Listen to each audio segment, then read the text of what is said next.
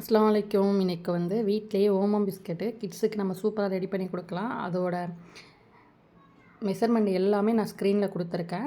இப்போ வந்து ஒரு பவுலில் வந்து அன்சால்ட் பட்ரு வந்து 1/4 கப் எடுத்துக்காங்க. அதோட வெயிட் வந்து 65 70 கிராம்குள்ளே எடுங்க. அதோட வந்து பவுடர் சுகர் ஆட் பண்ணிக்கோங்க. 1/4 கப்பு. உங்களுக்கு வேணும்னா கம்மியாக கூட ஆட் பண்ணிக்கலாம். நீங்கள் ரொம்ப கிட்ஸுக்கு கொடுக்குறதா இருந்தால் நாட்டு சர்க்கரை கூட ஆட் பண்ணிக்கோங்க.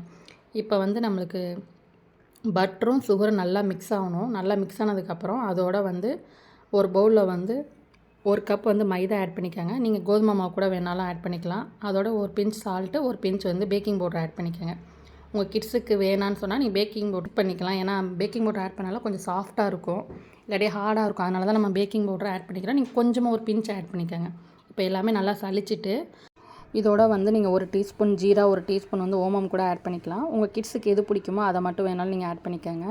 இப்போ நான் வந்து ரெண்டுமே ஆட் பண்ணிவிட்டு நல்லா சாஃப்டான டோவாக வந்து மிக்ஸ் பண்ணி எடுத்துக்கிறேன். ஏன்னா பட்டரோட நம்ம மிக்ஸ் பண்ணும்போது நம்மளுக்கு வந்து சாஃப்டான டோ ரெடி ஆயிரும். கண்டிப்பாக வாட்டர் எதுவுமே தேவைப்படாது.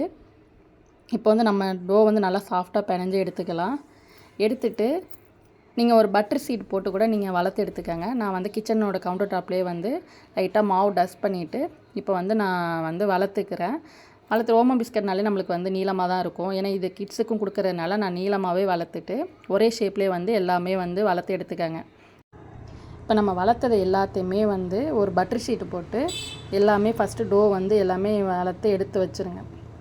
ஒரே ஷேப்பில் ஈவனாக எடுத்து வளர்த்துட்டு இப்போ வந்து ஓவனை வந்து 160 டிகிரி 170 டிகிரி வரைக்கும் 10 மினிட்ஸ் வந்து ப்ரீ ஹீட் பண்ணிவிட்டு இப்போ வந்து 25 மினிட்ஸ்லேயும் 30 மினிட்ஸ் வரைக்கும் நீங்கள் ப்ரீ ஹீட் பண்ண ஓவனில் வந்து பேக் பண்ணி எடுத்துகிட்டா உங்களுக்கு சூப்பரான ஓமம் பிஸ்கட் ரெடி ஆயிரும். இப்போ வந்து உங்களுக்கு எடுத்து உடச்சி காட்டுறேன் பாருங்கள் எவ்வளோ சாஃப்டாக இருக்குது அப்படின்ட்டு. இது one of the must try.